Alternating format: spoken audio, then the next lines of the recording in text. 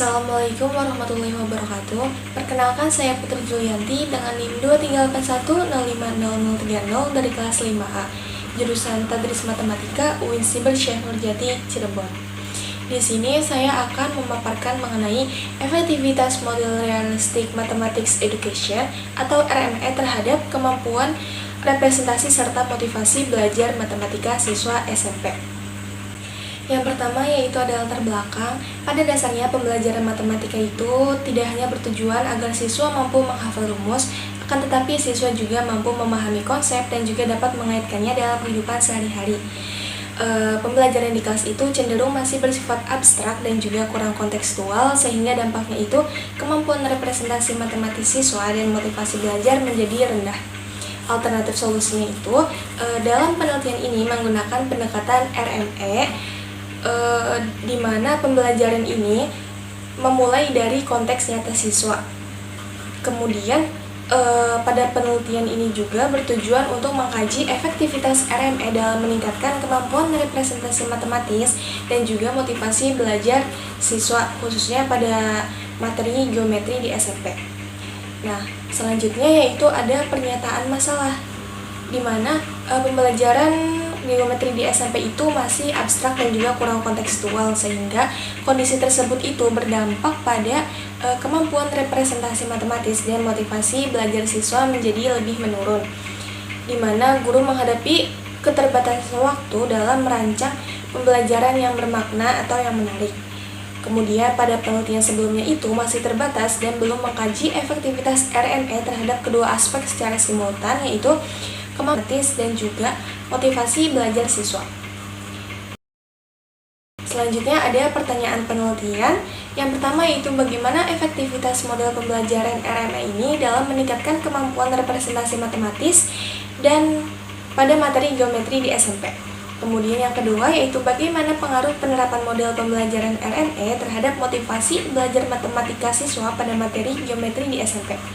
Yang ketiga, bagaimana hubungan antara kemampuan representasi matematis dan juga motivasi belajar siswa dalam pembelajaran matematika menggunakan model RME.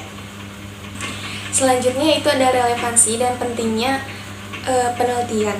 Di sini ada kondisi awal yaitu pembelajaran matematika masih bersifat tradisional dan cenderung abstrak.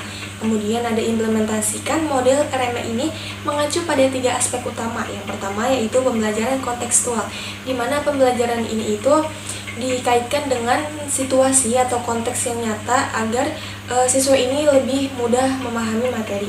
Kemudian pada aspek kedua, pengembangan guru, di mana pada pendekatan RME ini guru dituntut untuk merancang pembelajaran yang lebih kreatif dan juga lebih berpusat pada siswa. Yang pada aspek ketiga itu yaitu perbaikan kurikulum. Perbaikan kurikulum ini berbasis konteks, sehingga pembelajaran itu tidak hanya mengejar target materi tetapi juga dapat memahami konsepnya, sehingga pembelajaran matematika itu lebih efektif dan juga lebih menarik.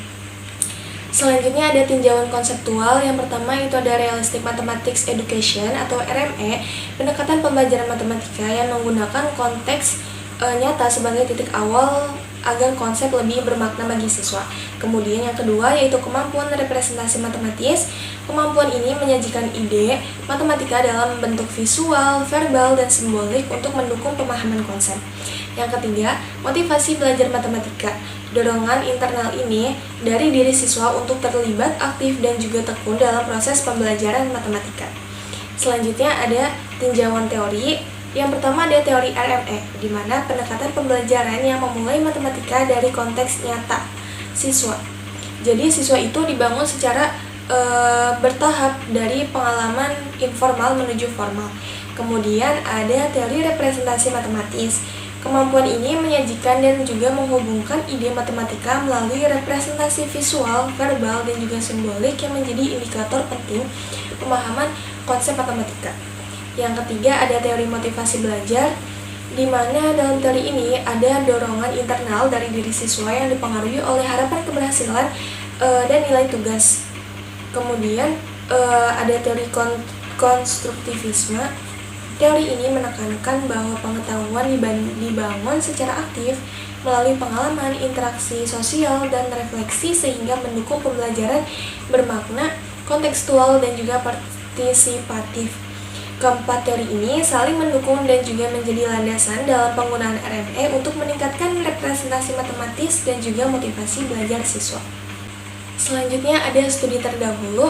Yang pertama itu penelitian yang dilakukan oleh Syaputri dan juga Yulia pada tahun 2023, di mana pembelajaran kontekstual berbasis RME ini terbukti dapat meningkatkan kemampuan representasi matematis siswa, namun belum mengkaji mengenai aspek motivasi belajar. Pada penelitian yang dilakukan oleh Shiva dan kawan-kawan pada tahun 2025, model RME ini meningkatkan keterlibatan aktif siswa sehingga indikator awal motivasi belajar, tetapi juga belum diukur menggunakan instrumen motivasi yang terstandar.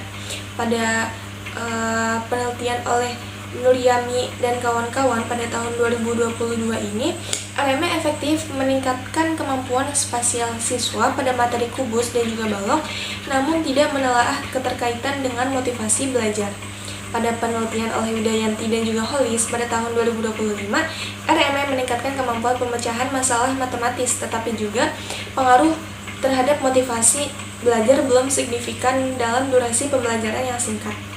Pada penelitian oleh Putri dan juga Priyatna pada tahun 2025, RME dapat meningkatkan representasi matematis dan juga pemahaman konsep siswa, namun masih berfokus pada aspek kognitif secara terpisah. Selanjutnya ada kerangka pikir. Pembelajaran matematika yang kurang kontekstual ini dapat menyebabkan kesulitan representasi dan juga motivasi belajar siswa. Model RME ini menekankan konteks nyata dan juga keterlibatan aktif siswa dalam membangun konsep. Penerapan RME ini diharapkan meningkatkan kemampuan representasi matematis dan juga motivasi belajar siswa secara bersamaan. Berdasarkan kerangka pikir ini, RME dipandang relevan untuk meningkatkan aspek kognitif dan juga afektif siswa dalam pembelajaran geometri. Selanjutnya, ada hipotesis penelitian.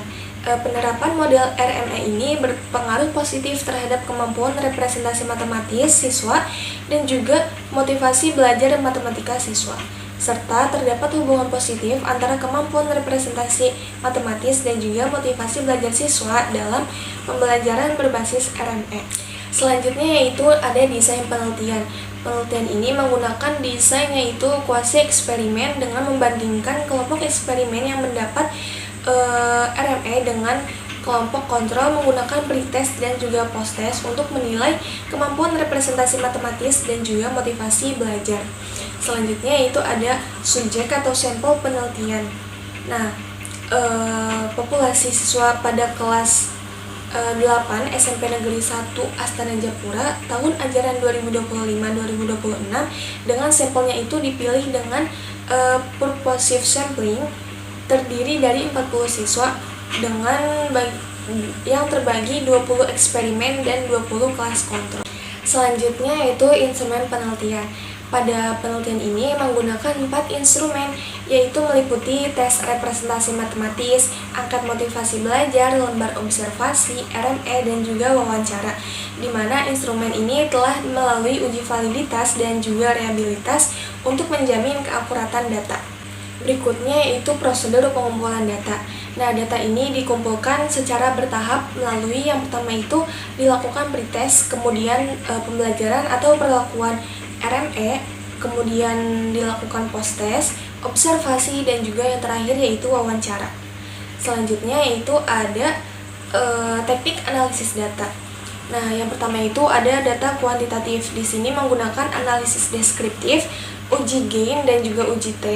Kemudian ada korelasi Pearson untuk melihat hubungan kemampuan representasi dan juga motivasi belajar. Untuk data yang kualitatifnya itu dilakukan analisis tematik dari observasi dan wawancara untuk mendukung hasil kuantitatif. Kemudian instrumen valid dan juga reliable ini triangulasi data untuk hasil yang dapat dipertanggungjawabkan. Selanjutnya itu ada referensi-referensi yang saya gunakan dalam melakukan penelitian ini. Sekian yang bisa saya sampaikan. Kurang lebihnya saya mohon maaf. Wassalamualaikum warahmatullahi wabarakatuh.